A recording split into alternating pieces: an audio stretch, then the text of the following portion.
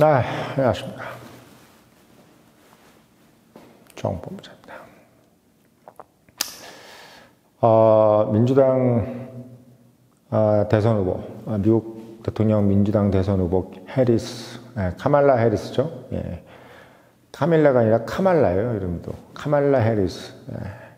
처음부터 상당히 돌풍을 일으키는 것 같습니다. 찻잔 속에 태풍일 줄 알았는데, 지금 상당히 지금,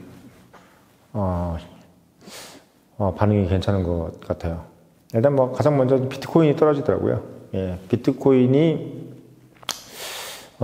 트럼프가 당선되는 것을 가정했을 때 지금 오르는 거고, 트럼프가 지금 먼저 이제 그 비트코인 이슈를 선점을 해가지고 본인이 당선되면 뭐 가상화폐 시장을 상당히 좀 원화적으로 대응하겠다 이렇게 얘기를 해서 그런지 비트코인이 이제 트럼프가 당선이 될 것 같으면 오르고, 그리고 민주당 후보 바이든이든 뭐 이제 지금 이제 해리스든 이런 경우가 이제 우세할 것 같으면 떨어지는데, 오늘 이제 민주당 뭐 신문이 났더라고요. 민주당 쪽에서도 이제 비트코인에 대해서 입장을 달리할 거다라고 얘기하니까 또 갑자기 확 올랐습니다. 그런 거 보니까 지금 해리스의 어떤 그 금융권에서의 반응이 처음에는 약간 아리까리하고 되겠어 라고 생각을 하다가 지금 보니까 이제 카말라 해리스가 할만하다, 트럼프랑 할만하다는 쪽으로 지금 바뀌는 것 같아요.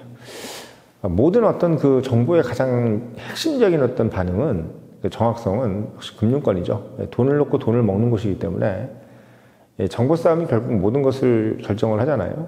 근데 지금 결국 이제 제로섬 게임이잖아. 트럼프가 되느냐 또는 카밀라가 되느냐에 따라서, 카밀라 해리스가 되느냐에 따라서 본인들 돈이 왔다 갔다 하고, 또 거기에 따라서 또 거기에 직을 갖고 있는 사람들은 또 목이 왔다 갔다 하는 그런 상황이기 때문에 상당히 지금 어떻게 보면은 어려운 상황이죠.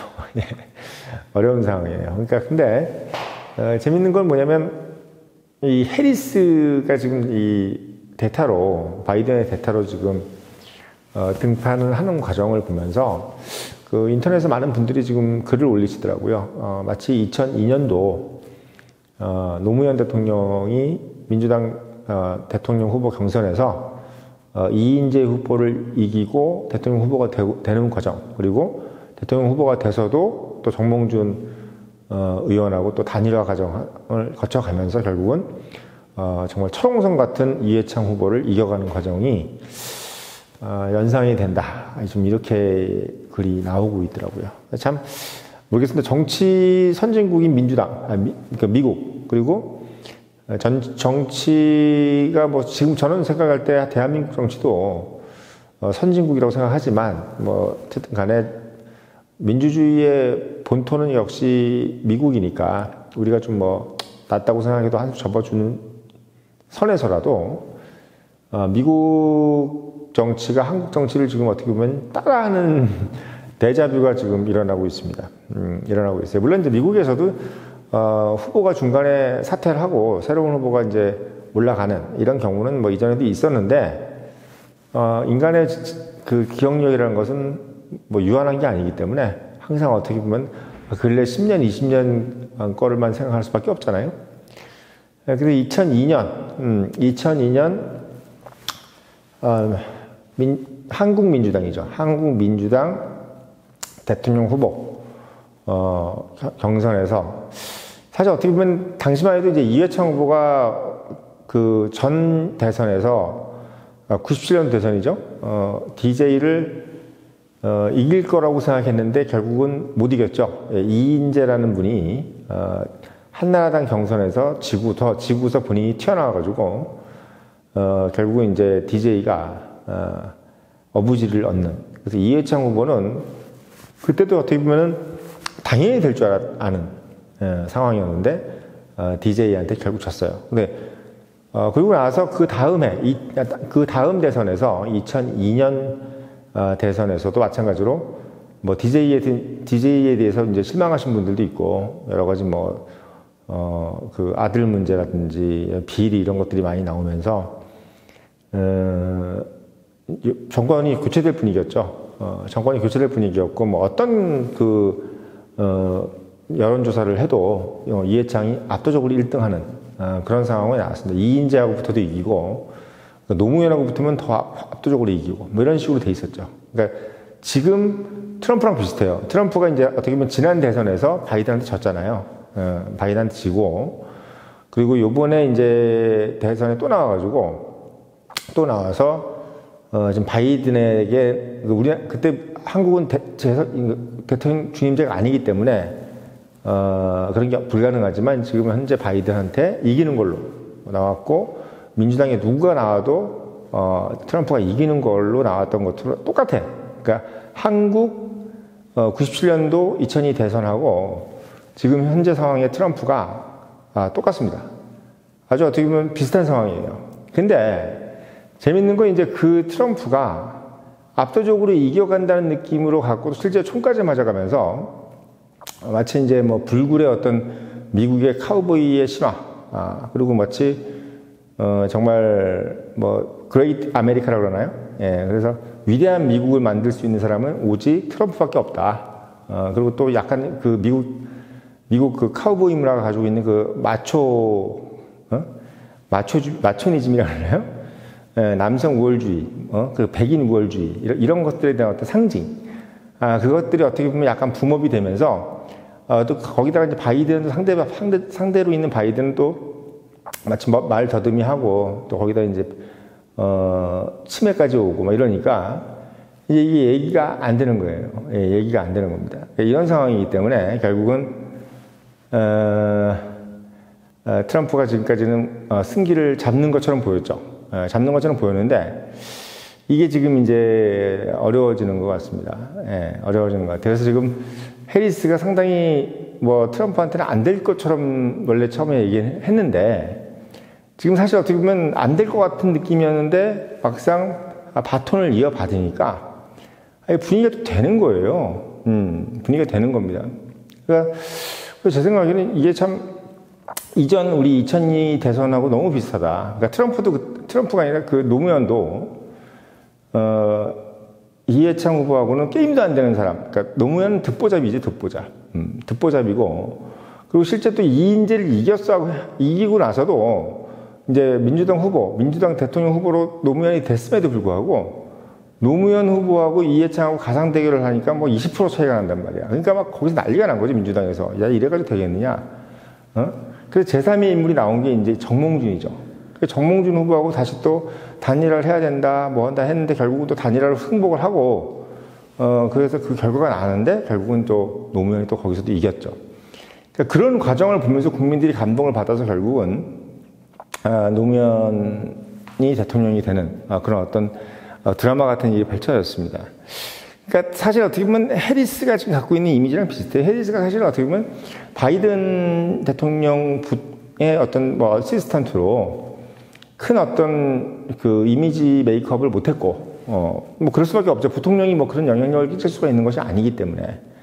거기다가 본인이 이제 어쨌든 뭐 가지고 있는 핸디캡, 흑인 아시아 계통, 거기다 여성, 이런 부분들이 이제 어떻게 보면 어시스턴트적인 개념으로서는 좋은데, 본인이 뭔가 메인의 어떤 본류로서, 어떤 단체를 본인이 이제 대변한다는 느낌은 사실 좀 어려운 거죠. 네, 어려운 거예요. 그래서 그런 부분을 봤을 때는, 제가 봤을 때, 해리스는 뭔가 약간 지금 사실은 바이든 대통령을 이제 뭐 밀어냈다기보다는 이제 바이든이 낙마를 했지만 바이든이 있던 자리를 해리스가 지금 안고 올라간 것은 본인의 개인으로 봤을 때는 엄청난 영예예요. 네, 일단 그런 경우가 흔치도 않고, 그리고 미국 역사상 지금 흑인 대통령은 물론 오바마가 있었지만 그것도 어떻게 보면 최초였고, 거기다가 이제 여성 대통령은 아직도 없어요.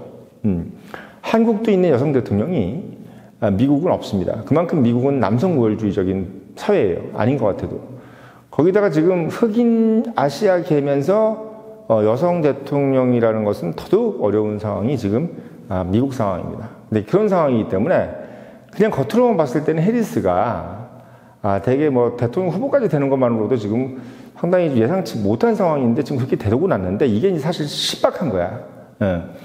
왜냐하면 지금 이제 트럼프가 갖고 있는 이미지가 지금 해리스가 갖고 있는 그 약점을 너무나 반대로 트럼프가 너무 그거를 또 이용하는 어떤 측면이 있던 사람이라 오히려 해리스를 좀 도와줘야 되겠다는 이제 어떻게 보면 동정표를 자각하기 시작하는 거죠.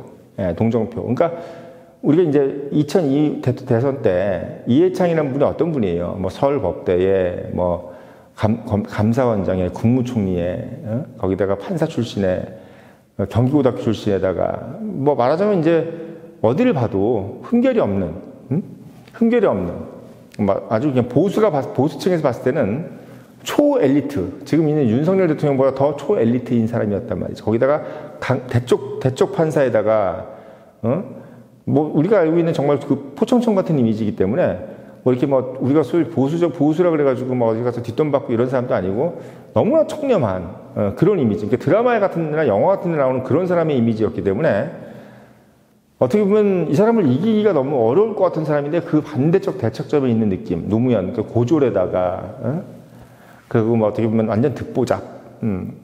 거기다 바보 노무현이라 그래가지고 본인은 또 김영삼 대통령이 3당 합당할 때 또 안 따라가고. 그러니까 한쪽은 완전히 어떻게 보면 승승장구해서 올라간 사람, 국무총리까지. 한 사람은 아직도 뭐 갈 길이 멀다 할 뿐만 아니라 학력도 고졸에다가 집안도 일천한, 막 그런 사람이 이제 서로 붙어버리니까 이건 너무 대척적에 있는 사람일 때는 어떤 사람을 보통 우리가 응원을 합니까? 그러니까 다윗과 골리앗이라는 개념을 봤을 때는 뭔가 다윗 쪽이 약간 좀 피가 땡기는 부분이 어쩔 수가 없잖아. 예, 그렇죠? 그러니까 노무현은 당연히 어떻게 보면 동정표를 받게 되고 그 동정표라는 부분이 중도층까지 가슴을 흔들리게 만드는 거죠.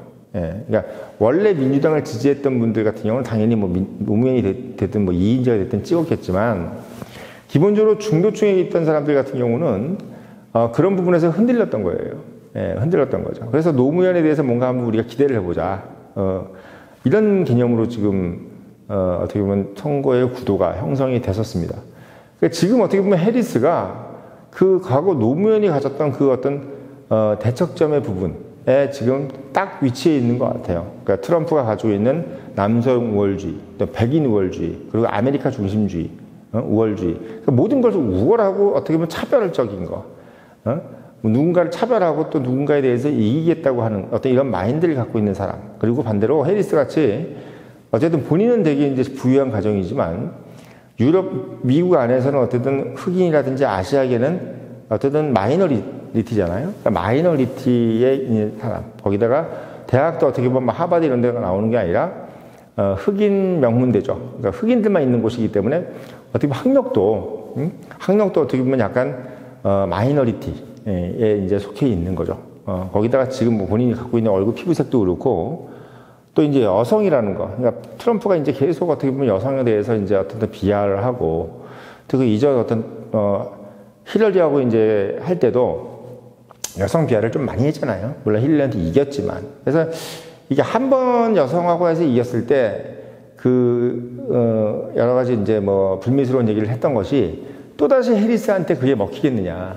한번 그런 어떤 남녀의 어떤 성대결에서 이제 트럼프가 이겼는데 또다시 어떻게 보면 미국 대중이 해리스가 아닌 트럼프에게, 그러니까 여성이 아닌 남성에게 또 표를 던지겠느냐라고 할 때는 이제 의문이 들 수도 있는 겁니다. 이게 어떻게 보면 식상해지는 거죠.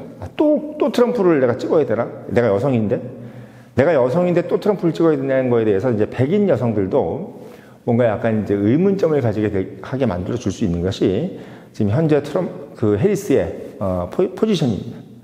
그러니까 여성이라든지 또는 소수인종, 이런데 소수민족이라든지 소수인종 같은 히스패닉이든 뭐든 어떤 그 백인 외의 인종들도 상당히 어떻게 보면 요번 선거 때는 마음이 흔들릴 것이고 특히 여성인들이 많이 흔들릴 것 같아요. 여성들이. 근데 여기다가 또 이제 하나 이제 또 들어가는 것이 해리스가 이제 검찰 출신이잖아요. 검사 출신인데 그러다 보니까 본인이 이제 어떻게 보면 지금 유세를 하는 도중에 트럼프에 대해서 했던 얘기 중에 대부분이 뭐냐면 트럼프는 범죄자다 이거죠. 범죄자. 실제로 지금 어떻게 보면 사법 리스크가 지금 존재하고 있고 그러니까 트럼프에 대해서 해리스가 얘기하는 것이 뭐냐면 늘 그 선거 유세 중에 하는 얘기가 이 사람은 구속시켜야 된다. 구속의 대상이다라고 얘기를 하고 있다는 겁니다. 그러니까 구속의 대상이 왜 지금 대통령이 되고 있느냐. 그러니까 어떻게 보면 선거 유세 중에서 지금 대부분이 어떻게 보면 트럼프가 열세에 있는 포지셔닝이 지금 있을 수밖에 없는 거예요. 예, 트럼프가 비아냥되는 대상의 대부분이 해리스가 지금 가지고 있고, 그러니까 어떻게 보면 그걸 노골적으로 비아냥하면 할수록 그걸 보고 있는 유권자들은 트럼프에 대해서 소위 얘기해서 혐오할 수밖에 없는 상황이 되는 거죠. 그러니까 트럼프는 지금까지 했던 포지셔닝을 이제는 못하는 거예요. 예, 못하는 겁니다. 거기다가 지금 이제 해리스가 갖고 있는 그 검사라는 포지셔닝이 범죄자에 대해서는 단호하게 대처한다는 느낌으로 가기 때문에 트럼프가 지금 범죄 혐의를 받고 있는 상황이기 때문에 여러 가지로 어떻게 보면 말빨이 안 서는 상황이 되는 겁니다. 그러니까 트럼프가 갖고 있는 뭐랄까요, 본실력을 발휘하기가 상당히 어려운 상황이 돼버렸어요. 예, 상당히 바이든이라는 뭐 노세한 상대를 대할 때하고 다르게 지금 또 거기다 젊잖아요. 뭐 50대랑 70대의 싸움. 그러니까 50대 후반과 70대 후반의 싸움이기 때문에 늙은 사람하고 젊은 사람하고 이제 싸울 때 누굴 찍어주겠냔 말이야. 그러니까 모든 면에서 검사랑 범죄자, 젊은 사람과 나이 든 사람, 그리고 비아냥의 대상과 비아냥을 하는 사람의 대상. 이거니까 이렇게 돼버리니까 이 보는 중도층의 입장에서는 여기가 뭔가 동정표를 갈 수밖에 없고 또 올바름의 문제에 있어서도 뭔가 여기가 더 오를 것 같은 느낌으로 이제 다 가버리는 거예요. 그러니까 트럼프가 지금 총을 맞고 지금 쓰러져가지고 일어나는 것들이 다 그냥 상쇄돼 버릴 수밖에 없는 그런 상황이 온 겁니다. 그래서 참 이게 아주 재밌는 상황이 벌어졌는데 아무튼 지금 트럼프의 갈 길은 상당히 지금 어려워진 상황인데 앞으로 지금 어떤 지금 발언도 안 하고 있는데 트럼프가 과연 이 다음 카드를 해리스를 대항한 다음 카드를 뭘 쓸지 상당히 궁금하다. 근데 현재 상황은 해리스의 어떤 그 등판이 대한민국 2002년도 대선에 나오는 경선 후보 결정전에서 노무현 후보가 이인재를 이기고 그리고 정몽준을 이기고 당당하게 대통령을 거머쥐는 과정과 너무 비슷한 상황으로 좀 전개되고 있다는 부분을 말씀드렸습니다.